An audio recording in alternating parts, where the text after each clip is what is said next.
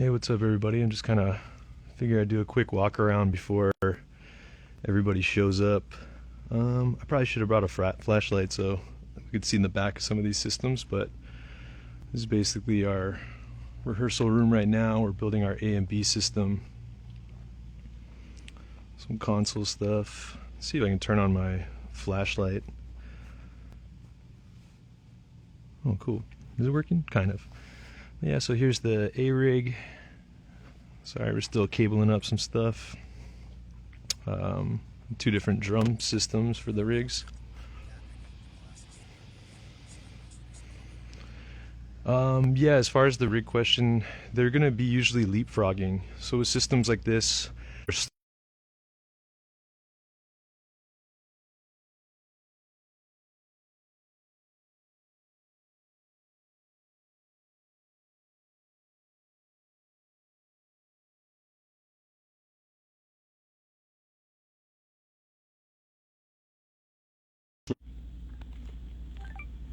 oh, sorry about that, everybody. I guess this is kind of a better camera anyway. But yeah, as far as the rigs go, we usually build on these bigger systems when you have like drum kits and all this kind of crazy stuff. You're trying to slow boat everything, so you build two systems and then you ship them. So even though one of the systems may be for Europe in the summer, the next time they go to Europe it could be the other system because of the way that they're shipping things back and forth.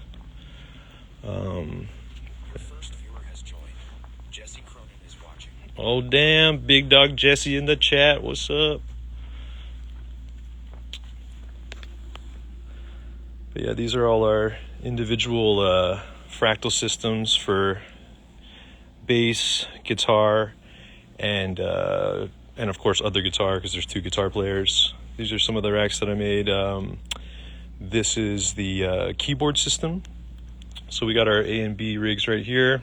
Like I said, I'm still doing a little bit of cleanup. Whatchamacall?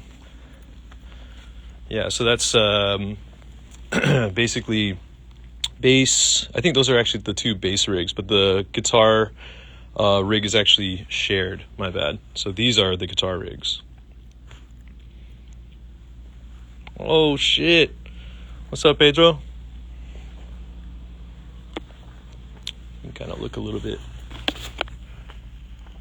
Yeah, a lot of gear in there on both of these guys. But yeah, thanks for hanging out, everybody. I just wanted to do a quick little one and kind of show everybody what I'm working on.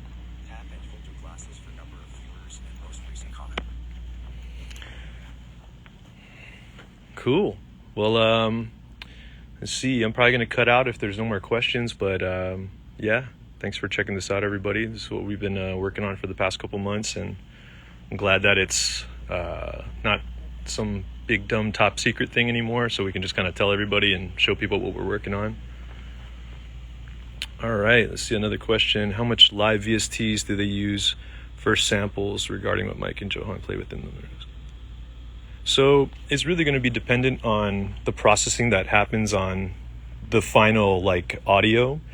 So if you're using a VST and you're not really putting anything else extra on it, like you know what I mean, it's kind of just the raw plugin, then we'll try to use the VST. But if it's something that has a VST with external processing, then we will sample that, and then usually we'll try to also make it chromatic, so that way you're not just playing the melody of the song, but you can actually kind of embellish and add extra notes to your melody.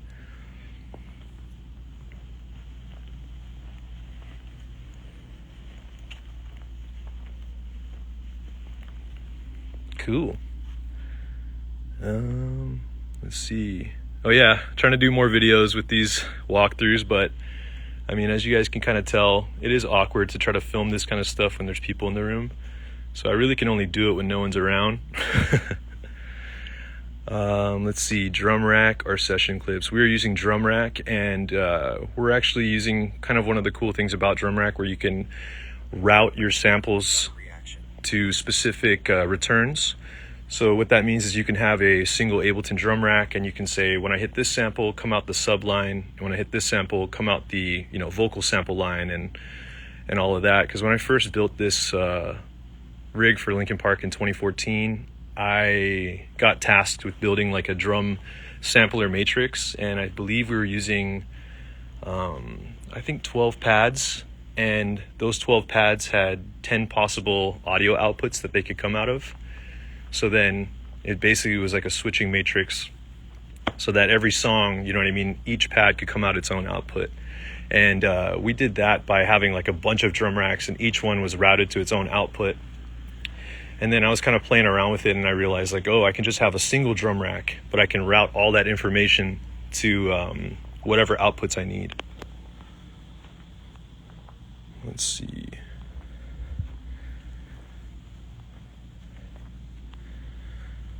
All right, how many channels of stems? So it kind of varies, but you know, and also like something that I'll say is that a lot of bands are going to larger playback output systems, but they're not necessarily using it for tracks. Like for instance on this, because we have 6 band members, the idea is that each person has their own click, and so they also have their own counts. And so what we want is, we don't want someone to be performing and to hear like a 1, 2, 3 go, and then that doesn't apply to them. So if we have 6 band members and we're giving them separate clicks, that already eats up 6 channels. And then if we have our drum sampler system and it's running from drum racks in Ableton, then that's going to eat up another, it could eat up, I think it's like around 8 channels. So right now, 6 channels are just for slates, 8 channels are just for drums. We're already at 14. So that's kind of like a majority of our 32 channel playback. But and then the rest is kind of like stems, samples, all that other kind of other stuff.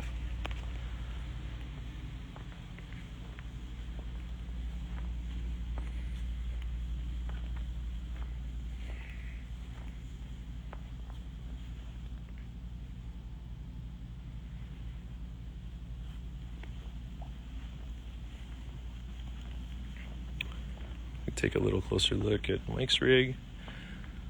So this is Mike Shinoda's keyboard rig I helped build. Of course, Mark Van Gool took the lead on this pedal board system because he's a fucking legend, and he's working on this as well. We got to do some labeling and some other little things, but basically we're running this system. So we have a power input for PowerCon. We're using Geffen extenders. And unfortunately, we have to use Geffen extenders because we are sending more complex information than just MIDI that can be sent over an RTP network. We are using Native Instruments gear, and because we're using 2 Native Instruments pieces, they need to be directly connected to the computer. This is something similar I had to do in Module Jordan, and it's not really my favorite way to do these things, but Native makes really nice gear, so I understand why a lot of artists want to use it. But the problem is that it's sending too much information back and forth to kind of populate this UI and all that. So you have to have a direct connection, which means you don't have redundancy. So what we're having to do is we're basically passing our information from USB to our output. Sorry, this is the Geffens. I was pointing at the wrong thing. But yeah, these basically convert USB into Ethernet. And then that goes into our coupler system so we can patch. And then that has to go back to the rack. Oh, the racks are over here. And then to kind of have like some semblance of redundancy, we use a printer switcher system. So this is going to now tell this box which computer to go to. And then same thing with this guy. This is the secondary unit, our backup. And then we have a third for our downstage keyboard performance, where he's kind of going out to the front and we have to run a separate loom. But so that's how we're kind of getting all the info from Mike's station 150 feet across stage to his rack. And then we're really only sending a couple things. It's just these 4 right here, and this is actually a spare. So it's just power, our data that sends all the MIDI and other information from these units, the E-Ray, the S88, and the micro. And then we have a SDI line that's run, and that's how we're sending our video 150 feet. But I'm probably going to start switching to NDI in future builds so that I can have everything be Ethernet. Because right now it's just so weird to run a single SDI or, dual SDI, and all it does is that monitor. But then this thing, can capture all this information. And if I run NDI instead of SDI, which is network, then I can have a spare cable that works for my Geffen system or RTP, or it works for my video. Oh shit. Sorry, I didn't see all these fucking questions. I was... Let's see. All right. Okay, how do you handle quantization with drum tracks? So there's kind of like a couple different ways. Like there's different max tools that allow you to have like a quantization while you play, or you can kind of do it the old school way if you wanted to drop your samples into the clip window, and then you can kind of use your global quantization and stuff like that. There's like other things too, like sometimes when you have like a really complicated percussion, like let's say fill, you know what I mean, you can also kind of hit that and play that sample as a chunk versus like trying to chop it up and make it perfectly in time. Then you can just kind of quantize that one group of audio, and then it'll kind of sound like more it'll sound perfectly in time and be kind of simple to play. But yeah, there's basically a lot of ways to do quantization, and a lot of performers don't really want it, especially drummers, because they see it as like auto-tune, and they're kind of like, oh, if I'm using quantization, that means I'm not a good drummer. And it's like, no, dude, all the songs that have been produced in the past 10 years are primarily programmed drums, so we want it to just sound like the record. Let's see. So same drum rack for all songs? No, it's going to be an individual drum rack for each song, which is a little overkill because you don't need 127 notes. But then if you build it out as a simpler sampler, it just takes too long. So it's kind of nice to just drop a drum rack in there.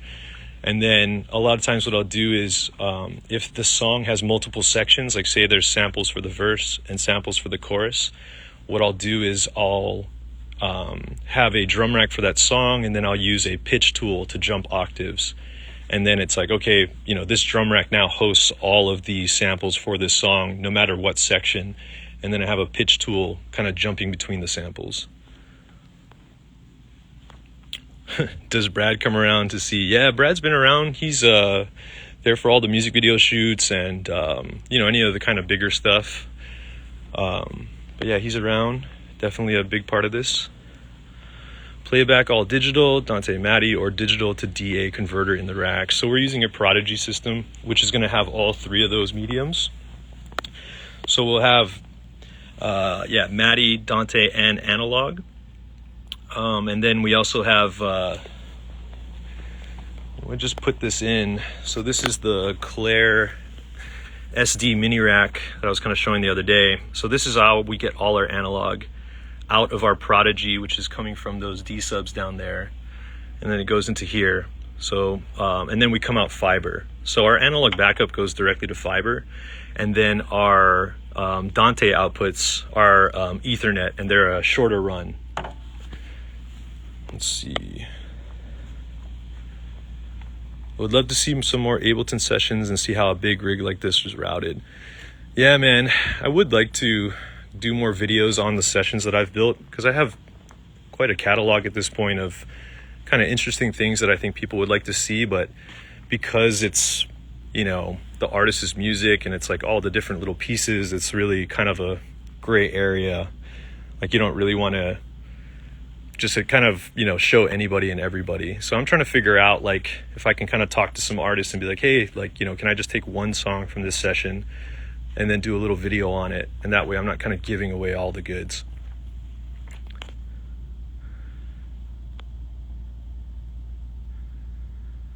All right, leapfrogging. Do you test the A and B rigs during the rehearsals, or is the B rig just cloned from the functioning A rig?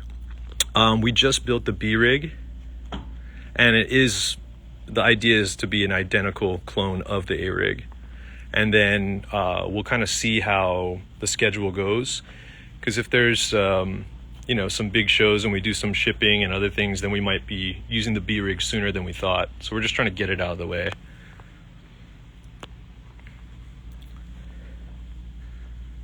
All right, you guys want to see some guitars?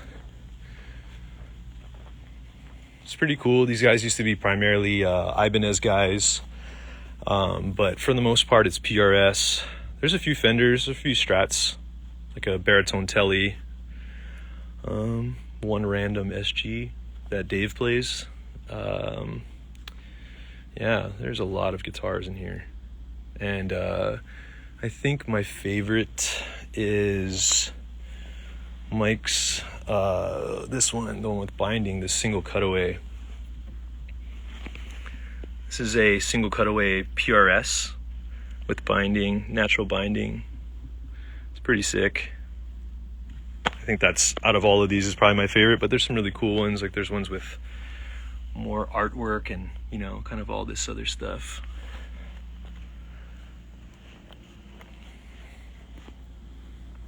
All right, what else we got? Can you post this? Fuck, I feel like I'm just fucking babbling, but if you guys want me to post this, I'll post this. I feel like it might be nicer if I could edit this, but I think the way that live works is it just posts this whole fucking thing. But maybe I will. Let's see.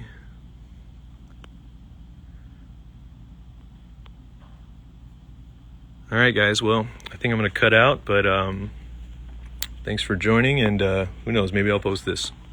All right, see ya.